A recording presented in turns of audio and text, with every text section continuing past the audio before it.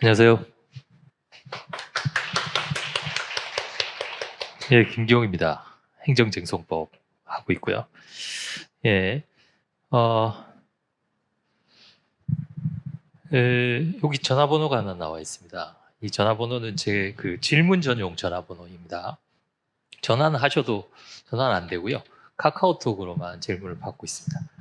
예, 그래서 카카오톡으로 내용도 좋고요. 스케줄도 좋고 많이 질문을 해야죠. 문자로는 없어졌네요. 문자로는 받지 않습니다.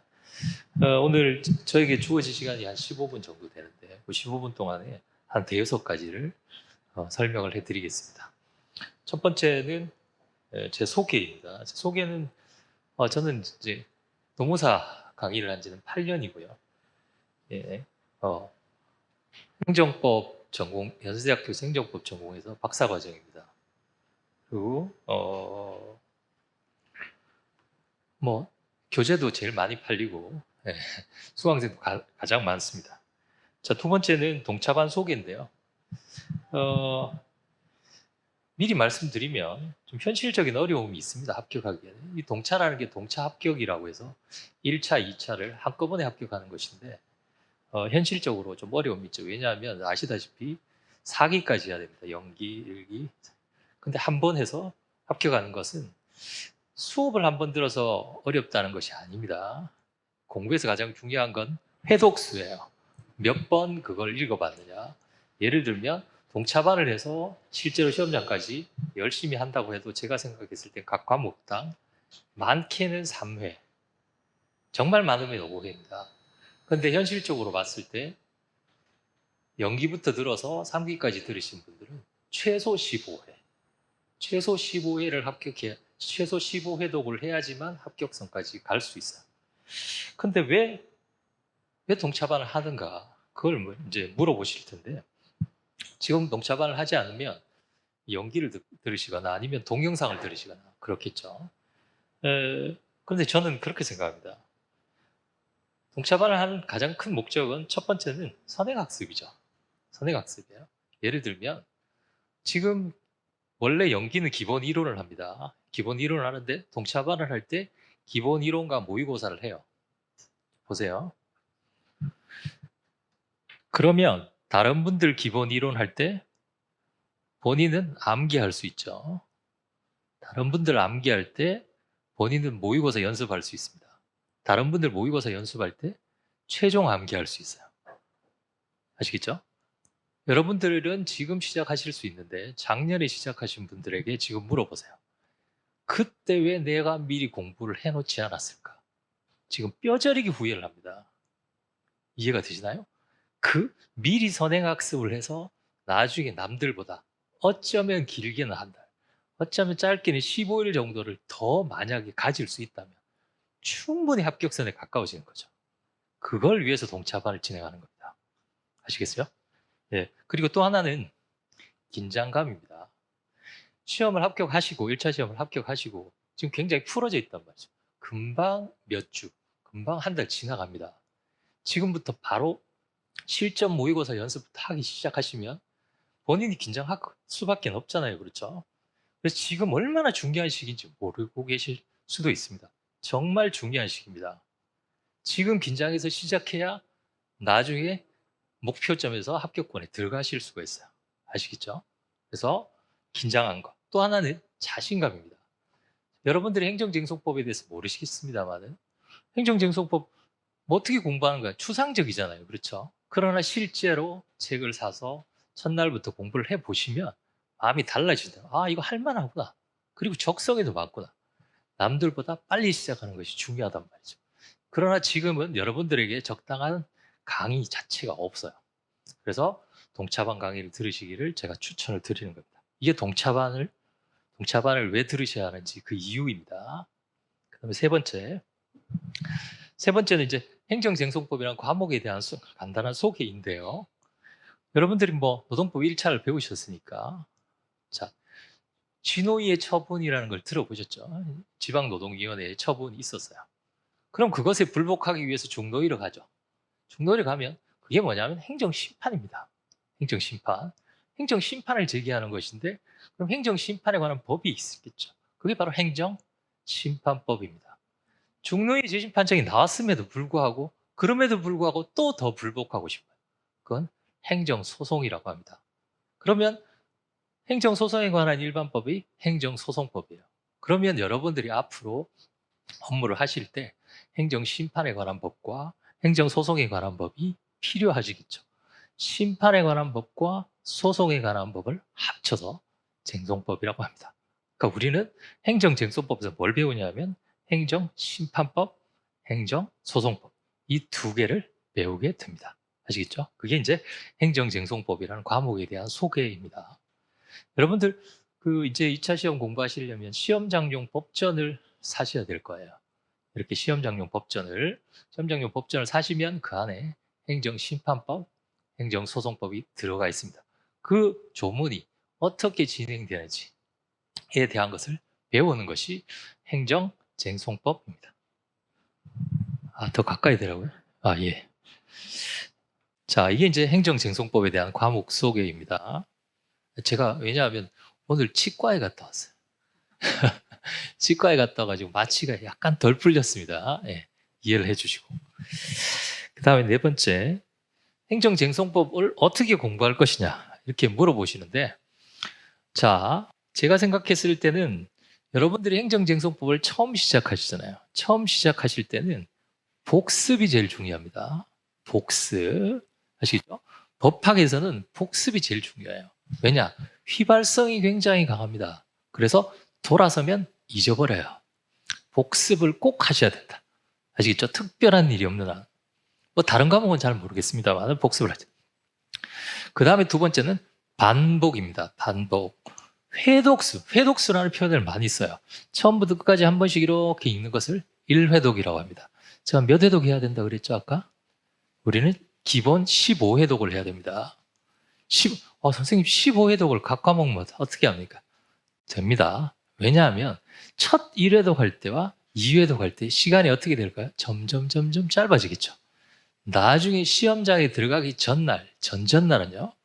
한 과목 보는데 3시간이면 돼요. 지금은 석 달 걸리는데요.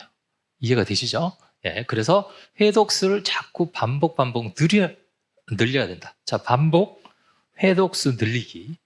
그 다음 세 번째는 지금 저희가 동차반은 요일별로 진행하지만 다른 과목은 잘 모르겠습니다만은 법학은 몰아치기로 공부하는 게 굉장히 중요해요. 몰아치기. 몰아치기가 왜 중요하냐? 심판법, 소송법은 절차거든요. 자, 이거 다음이 요거 다음이 요거예요. 그럼 요거 배우고 일주일 있다가 어디까지 갔더라? 이렇게 된단 말이죠. 몰아치기 공부가 중요합니다. 그럼 언제 몰아치기를 하느냐? 일단 배우시고 연기와 1기, 1기와 2기, 2기와 3기 사이에 방학이 있어요. 방학이라고 부릅니다. 한 2주 정도 쉽니다. 그럴 때가 기회예요. 그럴 때 모자란 걸 갖다가 몰아치기, 하루 종일 공부하는 거예요. 아침부터 저녁까지. 아시겠죠? 내일도 아침부터 저녁까지 공부해요. 그리고 한 3일 공부하면 이제 알겠다. 이게 눈에 딱 보입니다. 아시겠죠? 몰아치기 공부, 반복, 몰아치기 공부가 중요해요. 그래서 그 스케줄을 잘 짜셔야 돼요. 스케줄을 잘 짜셔서 내가 어떤 과목이, 특정한 과목이, 다른 과목은 모르겠습니다만 특정한 과목이 어렵다. 그러면 어떤 한 주, 어떤 한 3일, 이틀을 정해서 하루 종일 아침부터 저녁까지 그것만 보는 거예요. 아시겠죠? 네. 그래서 몰아치기로 공부를 하게 되면 법학은 실력이요. 이렇게 느는 것이 아니라요. 이렇게 늘어요. 어느 순간 굉장히 답답합니다. 어느 순간 굉장히 답답하다. 어느 순간 확 보여요. 또 어느 순간에 또 답답해요. 그리고 확 보입니다. 그리고 일정한 순간 정점에 올라가면 실력이 잘 안 떨어져요. 그게 행정쟁송법의 특징입니다. 한 번 잘한 분들은 점수가 60점 밑으로 잘 안 내려가요. 그래서 굉장히 점수에 가성비가 좋은 과목이다. 이렇게 소개해 드리고 싶어요. 자, 그 다음에 또 하나는 행정법하고 행정쟁송법하고 뭐가 다릅니까? 이렇게 물어보시는데요. 행정법이라는 법. 그럼 선생님 행정법 뭔가요? 법 제처 가서 행정법을 이렇게 쳐보시면 안 나옵니다. 행정법은 민법, 형법 이런 것처럼 단행법이 아니에요. 아시겠죠? 행정에 관한 모든 걸 아우르는 법입니다. 아시겠죠? 그게 1000개 정도 됩니다. 건축법, 도로교통법 이런 것들이 한 1000개 정도 돼요. 자, 보세요.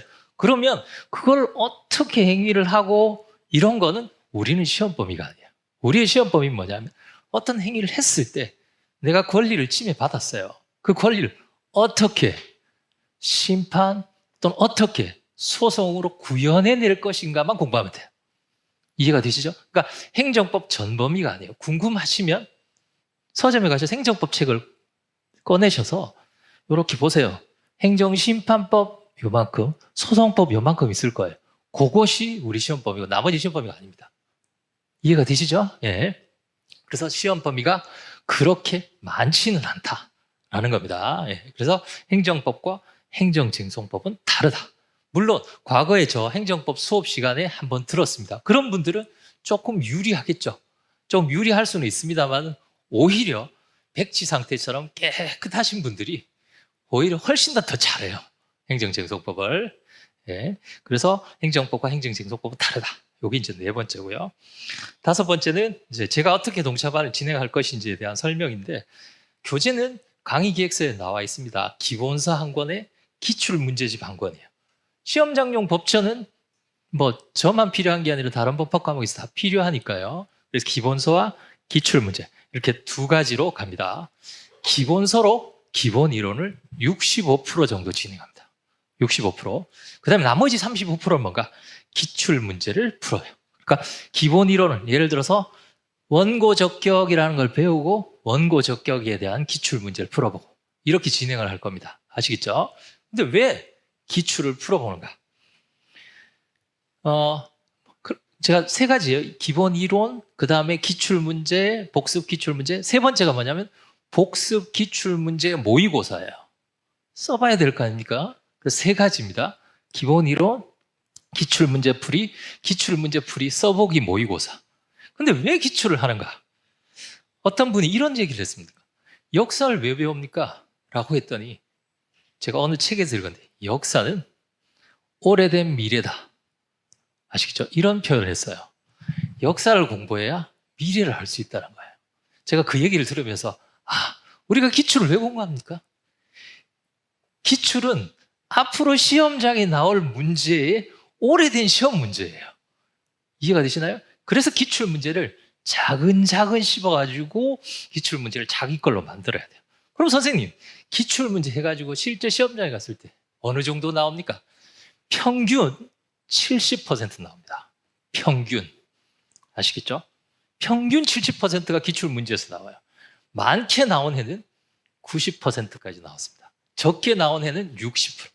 기출만 해도 70%를 커버하고 들어갈 수 있다는 거예요. 그리고 한번 생각을 해보세요.